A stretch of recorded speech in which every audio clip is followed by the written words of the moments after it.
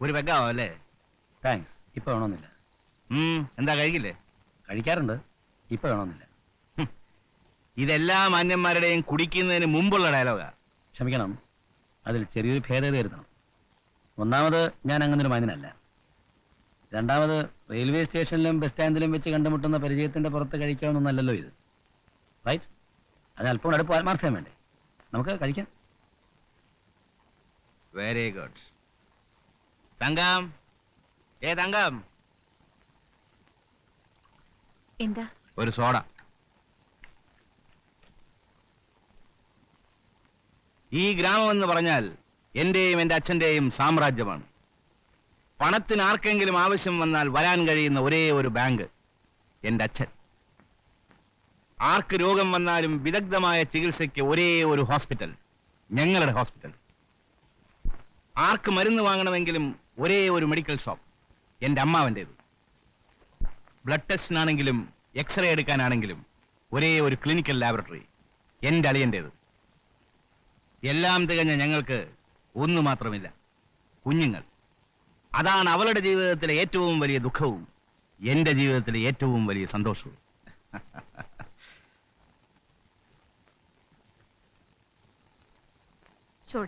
പൊട്ടിക്കേ.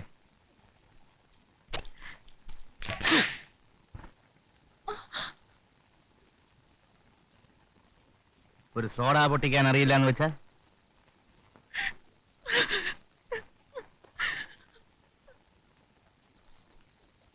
ഞാൻ ഇറങ്ങുന്നു. എങ്ങോട്ട് പോകുന്നു? ഡിന്നർ നിങ്ങൾക്കായി ഒരുക്കിയിട്ടുള്ളതാണ്. സോറി, പരിചയപ്പെടുത്തിയില്ലെങ്കിലും നിങ്ങളുടെ ഭാര്യയാണെന്ന് മനസ്സിലായി. ഇനി അവർ വെച്ച ആഹാരം ഇന്ന് കഴിക്കാൻ ബുദ്ധിമുട്ടുണ്ട്.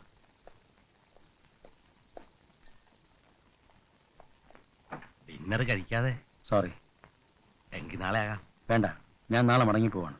വീട്ടിലെ രീതി കണ്ടിട്ട് ആശുപത്രിയെ തെറ്റിദ്ധരിക്കരുത്. വീട്ടിലെ സ്ത്രീ ഇതാണെങ്കിൽ ആശുപത്രിയിലേത് എനിക്ക് ഊഹിക്കാമല്ലോ. സ്വന്തമായിട്ട് ആശുപത്രി ഉണ്ടായിട്ടും ഞാനിവിടെ വന്നത് മാനസികമായ സ്വസ്ഥതയ്ക്ക് വേണ്ടിയാണ്. ഇന്നൊരു രാത്രി താങ്കളുടെ ക്വാർട്ടേഴ്സിൽ കഴിയാനുള്ള സാവകാശം എനിക്ക് തരണം. Good night.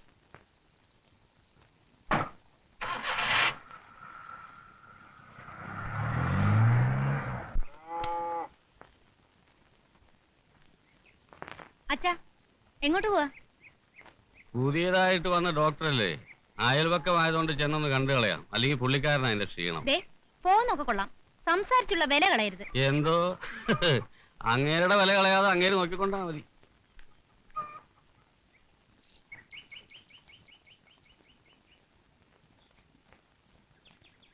ഇവിടെ പുതിയ ഡോക്ടർ വന്നാൽ ഞാൻ എപ്പോഴും പരിചയപ്പെടാറുണ്ട്. അയൽപക്കത്ത് താമസിക്കുന്ന ആളാ. ഞാൻ പുതിയതായി വന്ന ഡോക്ടർ അല്ല. ഇവിടെ പുതിയ ഡോക്ടറെ താമസിക്കാറുള്ളൂ. ഞാൻ പുതിയ ഡോക്ടർ അല്ലെന്ന് പറഞ്ഞില്ലേ? നിങ്ങൾ പണി നോക്കണം. അവൾ അപ്പോഴേ പറഞ്ഞ സംസാരിച്ചുള്ള വില കളയരുതെന്ന്.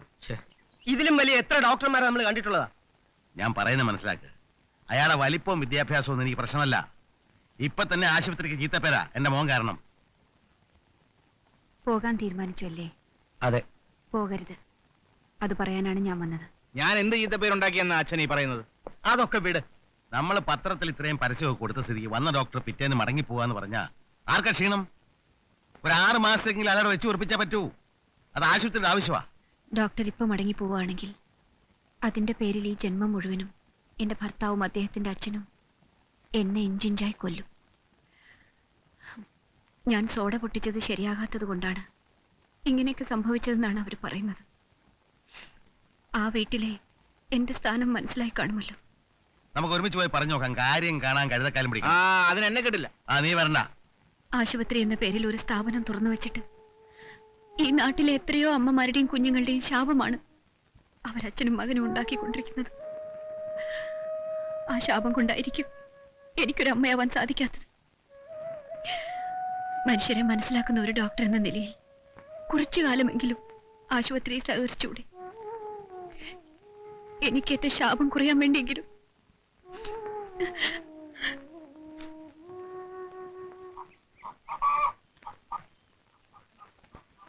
എന്റെ മോനോ ഡോക്ടർ ആയിരിക്കുമ്പോ നിങ്ങളെ ഞാൻ അവിടെ വരുത്തിയത് എന്തുകൊണ്ടാ? നിങ്ങൾക്ക് അവനൊക്കെ പഠിപ്പുണ്ട്, കഴിവുമുണ്ട്. നമ്മുടെ ആശുപത്രി നിങ്ങൾക്ക് അങ്ങേയറ്റത്തെ സഹകരണം കിട്ടും. ആശുപത്രി എങ്ങനെ നന്നാക്കാൻ പറ്റുമെന്ന് ഡോക്ടറിനെ പറഞ്ഞ് മനസ്സിലാക്കാം. ഞാൻ അതുപോലെ ചെയ്യാം. നമ്മുടെ ആശുപത്രിയുടെ അന്തസ്സോർത്തെങ്കിലും പോകരുത്. പുതിയ ഡോക്ടർ ചാർജ് എടുക്കാൻ വന്നിട്ടുണ്ട്. സിസ്റ്റർ കണ്ടായിരുന്നോ? ഓ, എന്താ കാണാനാ? കണ്ടിട്ട് ആൾ യോഗ്യനാന്ന് തോന്നുന്നു. വരുമ്പോഴാർക്കാ യോഗ്യത കുറവ്? പീലിപ്പോസ് ഡോക്ടർക്ക് എന്തായിരുന്നു കുഴപ്പം? ഇവർക്കൊക്കെ യോഗ്യത ഉണ്ടായാലും ഇല്ലെങ്കിലും നമുക്കൊരു വിശേഷവുമില്ല. നെഞ്ചിന്റെ ഒരു എക്സ്റേ എടുക്കണം. ബ്ലഡ് ടെസ്റ്റ് എഴുതിയിട്ടുണ്ട്. അതുവഴി പോയാൽ മതി. Doctor Devan, it's a clean case of flu. അതിന് ചെസ്റ്റ് എക്സ്റേയുടെ relevance? I don't get you. അല്ലെങ്കിലേ എക്സ്റേ യൂണിറ്റ് തുരുമ്പെടുക്കും. ആശുപത്രിയിൽ വരുന്ന പലർക്കും അസുഖമില്ല. അസുഖം ഉണ്ടെന്ന് വരുത്തി തീർത്താലേ നമുക്ക് നിലനിൽക്കുള്ളൂ. സാധാരണക്കാരായ ആൾക്കാരെ ഇങ്ങനെ മുതലെടുക്കരുത്. സാധാരണക്കാരല്ലാതെ പിന്നെ ഇവിടെ ആരാ വരുന്നത്? പണമുള്ളവൻ ലണ്ടനിലോ അമേരിക്കയിലോ പോവില്ലേ? But this is cheating. Doctor James, പ്രസവിക്കാനുള്ള ശേഷി സ്ത്രീയുടെ കൂടപ്പിറപ്പാണ്. പക്ഷേ ഒരു സുഖപ്രസവമാണ് നടക്കാൻ പോകുന്നത് എന്നറിഞ്ഞാലും ഞങ്ങൾ കത്രിക എടുക്കും. ഒരു സാധാരണ പ്രസവം കൊണ്ട് ആശുപത്രിക്ക് എന്ത് കിട്ടാനാ? ഇത് ക്രൂരമായ കശാപ്പാണ്. അതെ, കശാപ്പാണ്.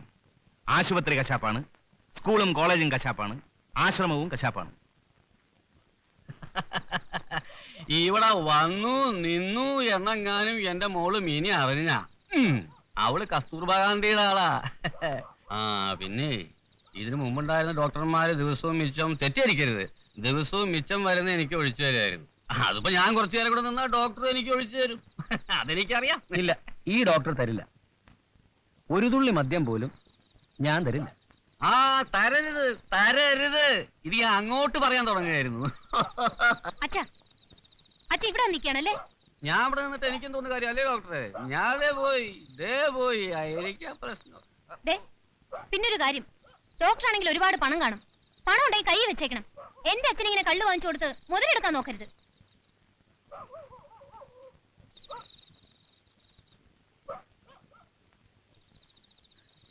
നിങ്ങൾ Shut up. എനിക്ക് നിങ്ങളുടെ അച്ഛന് മദ്യം വാങ്ങിച്ചു കൊടുക്കേണ്ട ഒരു കാര്യമില്ല. എന്റെ മുഖത്ത് നോക്കി ആദ്യം ഷട്ടപ്പ് എന്ന് പറയുന്നത് നിങ്ങളാണ്. ആദ്യമായിട്ടുള്ളതെന്തും നമുക്ക് പ്രിയപ്പെട്ടതായിരിക്കണം. അതുകൊണ്ട് തന്നെ നിങ്ങൾക്ക് എന്നെ ഇഷ്ടമായിരിക്കുകയും വേണം.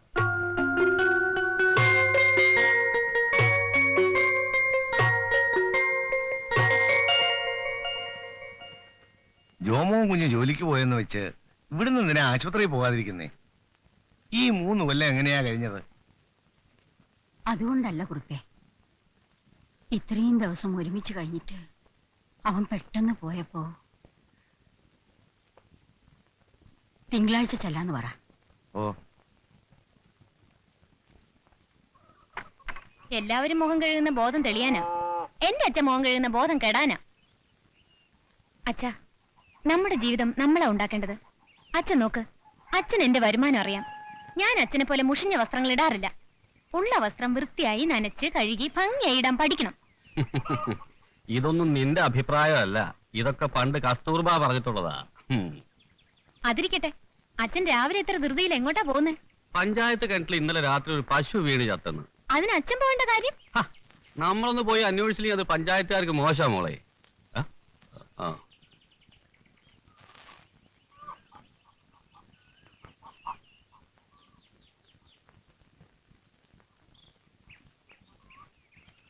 Mini Kasturba, good morning. എന്താ? കുറച്ച് എണ്ണ കാണൂ എടുക്കാൻ? വിൽപ്പനയ്ക്കില്ല. വിൽപ്പനക്കല്ല, തലേ തയ്യാനാ. കൊണ്ടുവാന്ന്.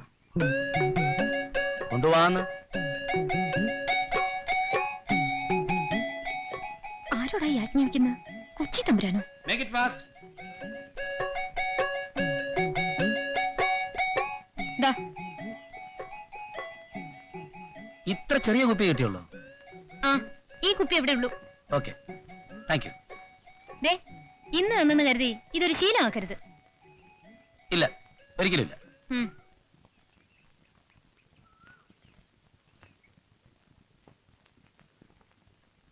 ഗാന്ധി ജയന്തി പ്രമാണിച്ച് കസ്തൂർബ വനിതാ കേന്ദ്രത്തിന്റെ ആഭിമുഖ്യത്തിൽ ഒരാഴ്ചത്തെ ശുചീകരണ പരിപാടികൾ തയ്യാറാക്കിയിട്ടുണ്ട്. ഇതിനെല്ലാം പണം ആവശ്യമുണ്ട്. കുറച്ചെങ്കിലും നാട്ടുകാരിൽ നിന്നും പിരിച്ചേ പറ്റൂ. പിരിവിന്റെ ഉദ്ഘാടനം നമുക്ക് നമ്മുടെ പുതിയ ഡോക്ടറെ കൊണ്ട് സാധിപ്പിക്കാം. അന്യനാട്ടിൽ നിന്നും വന്ന ആളായതുകൊണ്ട് 10 പേരുടെ മുമ്പിൽ പത്രാസ് കാണിക്കാനെങ്കിലും നമ്മൾ ചോദിക്കുന്ന പണം തീർച്ചയായും തരും. മോർണിംഗ്. ഇരിക്കാൻ പറയേണ്ടതാണ് അതിന്റെ മര്യാദ. പക്ഷെ ഇവിടെ ആകെ 2 കസേരയുണ്ട്, നിങ്ങൾ 4 ആൾക്കാരുണ്ട്. ഇതിലാരെ ഇരുത്തണം എന്നുള്ളതാണ് ഇപ്പോഴത്തെ എന്റെ പ്രശ്നം. ഞങ്ങൾ നിന്നോളാം. All right. എനിക്ക് എന്താ ചെയ്യാൻ പറ്റുക? ഞങ്ങൾ കസ്തൂർബ വനിതാ സമാജത്തിന്റെ ഭാരവാഹികളാ. Just a minute. യെസ്, അതെ. നാളെ വൈകിട്ട് കാണാൻ ശ്രമിക്കാം. ആ കസ്തൂർബ വനിതാ കേന്ദ്രത്തിന്റെ ഭാരവാഹികളാ. ആ ഞങ്ങൾ ഈ ഗാന്ധി ജയന്തി ദിനത്തില് excuse me doctor James report കൊടുത്തേച്ചല്ലോ രാവിലെ തന്നെ. Oh yes. ഗാന്ധി ജയന്തി ദിനത്തില് ഞങ്ങളൊരു ശുചീകരണ പരിപാടി നടത്തും. One moment. എങ്ങനുണ്ട്? ഒമിറ്റിംഗ് ഉണ്ട്. ഏ? ഒമിറ്റിംഗ് ഉണ്ട്. അത് തന്നെ കൊടുത്താൽ മതി. ആ. ആ ഗാന്ധി ജയന്തി ദിനത്തില് നിങ്ങൾ എന്താ ചെയ്യാൻ പോകുന്നത്? ഇങ്ങനെ ചോദിക്കുമ്പോ ആവർത്തിക്കാൻ ഞങ്ങൾ ടേപ്പ് റെക്കോർഡൊന്നുമല്ല. ഒന്നുകിൽ കേൾക്കാനുള്ള മനസ്ഥിതി വേണം, അല്ലെങ്കിൽ അതിനുള്ള സന്നദ്ധത കാണിക്കണം. രണ്ടും ഉണ്ടാകുമായിരുന്നു നിങ്ങൾ നേരത്തെ അപ്പോയിന്റ്മെന്റ് ഫിക്സ് ചെയ്തിരുന്നെങ്കിൽ. Right. Now let's come to the topic. സാമൂഹ്യ സേവനം സമം സംഭാവന. നിങ്ങൾ എത്രയാണ് പ്രതീക്ഷിക്കുന്നത്? ഇഷ്ടമുള്ളത് തരാം. ഇഷ്ടമുള്ളതാണ് ഞാൻ തരുന്നത്. അത് വിൽപ്പത്രത്തിൽ എഴുതി വയ്ക്കും. നിങ്ങൾക്ക് എത്ര തുക ആവശ്യമുള്ളതെന്ന് പറയും. ഞങ്ങൾ 500 രൂപയാണ് പ്രതീക്ഷിക്കുന്നത്. 500 rupees. സാമൂഹ്യ സേവനത്തിന് തൽക്കാലം എന്റെ ബഡ്ജറ്റ് 100 രൂപയാണ്. ഒരു ഡോക്ടറിൽ നിന്ന് ഇത്ര തുച്ഛമായ തുക ഞങ്ങൾ പ്രതീക്ഷിച്ചില്ല. എന്താ 500 രൂപയെ കുറഞ്ഞ സംഭാവന വാങ്ങിക്കാൻ പാടില്ലെന്ന് കസ്തൂർബ എവിടെങ്കിലും പറഞ്ഞിട്ടുണ്ടോ? ഒരു കാര്യം ഡോക്ടർ മനസ്സിലാക്കിയാൽ കൊള്ളാം. സാമൂഹ്യ പ്രവർത്തകരോട് സംസാരിക്കാൻ പഠിക്കണം, പെരുമാറാൻ പഠിക്കണം. FRCS കൊണ്ട് മാത്രം കാര്യമില്ല. ഒരു ചെറിയ കാര്യം. ഒരു സാമൂഹ്യ പ്രവർത്തകയ്ക്ക് ആവശ്യം ക്ഷമയും വിനയവുമാണ്. അത് രണ്ടും ഐ എം സോറി നിങ്ങൾക്കില്ല. അതുകൊണ്ട് തന്നെ ഈ കുട്ടിയെ ഈ സമാജത്തിൽ കൊണ്ടു നടക്കുന്നത് നിങ്ങൾ കസ്തൂർബ ഗാന്ധിയോട് ചെയ്യുന്ന കടുത്ത ദ്രോഹമായിരിക്കും. ആശുപത്രിയാണെന്ന് കരുതി നിങ്ങളെ മാത്രം മാനിച്ചുകൊണ്ട് കസ്തൂർബ വനിതാ കേന്ദ്രത്തിന് ഞാൻ 1000 രൂപ സംഭാവന നൽകാൻ പോകും. നാളെ രാവിലെ ഒന്ന് ചെക്ക് വാങ്ങിച്ചു. ഓക്കെ?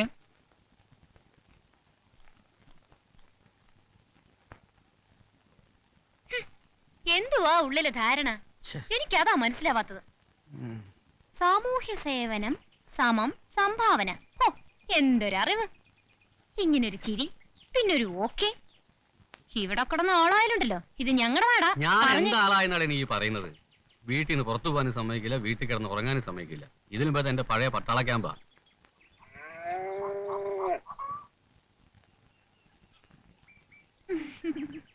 കല്യാണം എന്ന് പറഞ്ഞാലും പൊലകുളി എന്ന് പറഞ്ഞാലും എനിക്ക് പണ്ടത്തുമേ പലിശ അടക്കമുള്ള കാശ് തന്നിട്ട് എടുത്തോണ്ട് പോ. കാര്യം നടത്ത്. 10-30 വർഷമായിട്ട് ഞാൻ ഇവിടത്തേക്ക് വേണ്ടി ജോലി ചെയ്യുന്ന ആളല്ലേ മുതലാളി. അതെങ്കിലും കൊടുത്തൊരു സാവകാശം തരണം. ഇപ്പൊ ആ പണ്ടം ഇങ്ങ് തന്നാട്ട് ഞാൻ എങ്ങനെയെങ്കിലും കല്യാണം കഴിഞ്ഞ് എത്രയും പെട്ടെന്ന് ആ തുക മടക്കി തരാം. വേണ്ട വേണ്ട വേണ്ട, വെറുതെ സമയം കളയാതെ. അച്ഛാ, ഒരു പെൺകുട്ടിയുടെ വിവാഹ കാര്യമല്ലേ? എത്രയോ വർഷങ്ങളായിട്ട് രാഘവൻപിള്ള നമുക്ക് വേണ്ടി പണിയെടുക്കുന്ന ആളാ. അതുകൊണ്ട് അല്പം അലിവ് കാണിച്ചൂടെ? പോളിയായിരുന്നു. എന്നെ ആരും ഉപദേശിക്കാൻ വേണ്ട. വിവാഹത്തിന് മുമ്പ് നിന്റെ വീട്ടുകാർ പറഞ്ഞ പല കാര്യങ്ങളുണ്ട്. ആദ്യം അത് പാലിക്കാൻ പറ, എന്നിട്ട് എന്നെ അവതാരം പഠിപ്പിക്കാം. എനിക്ക് പണമാ വലുത്.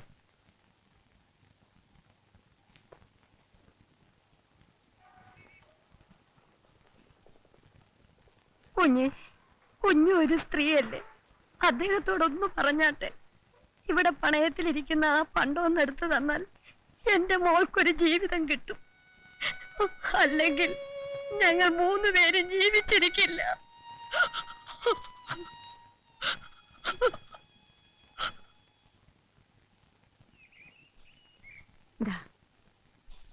വിവാഹ നിശ്ചയം നാളെയാണ്.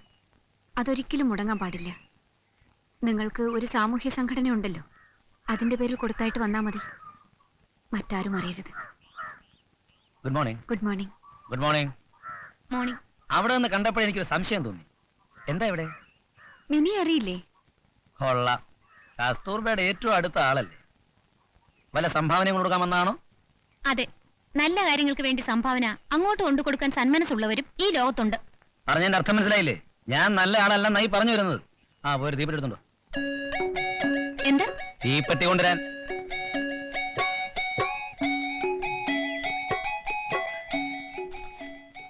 എന്താ അത്? ഭാര്യ വിടോ? വന്നോണ്ട് തീപ്പെട്ടി ചോദിക്കാൻ? എടുത്തോണ്ട് വരാമെന്നല്ല, എടുത്തോണ്ട് വാ. എന്നാ പിന്നെ എനിക്കങ്ങ് തിരിച്ചു പറയരുതോ? ഒക്കൂലെന്ന്. അതും പറ്റുന്നില്ലല്ലോ, പണ്ടാരം. ക്വാർട്ടേഴ്സിലേക്ക് ഞാൻ മനഃപൂർവ്വം ക്ഷണിക്കാത്തത്.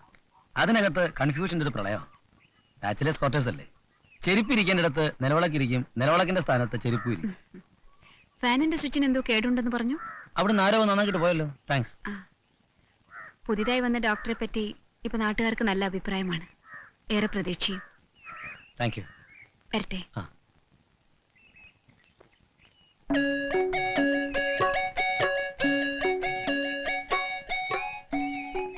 തീപ്പെട്ടി ഉണ്ടോ? വേണമെങ്കിൽ അങ്ങോട്ട് വരട്ടെ. ആശുപത്രിയുടെ സൽപ്പേരിന് വേണ്ടി ഇയാളെ വെച്ചിരിക്കുന്നതെന്നാ അളിയൻ പറയുന്നത്. ഇയാൾ വന്ന് ചാർജ് എടുത്തതിന് ശേഷം ആശുപത്രിക്ക് മാത്രമല്ല എല്ലാ സ്ഥാപനങ്ങൾക്കും ക്ഷീണമാണ്.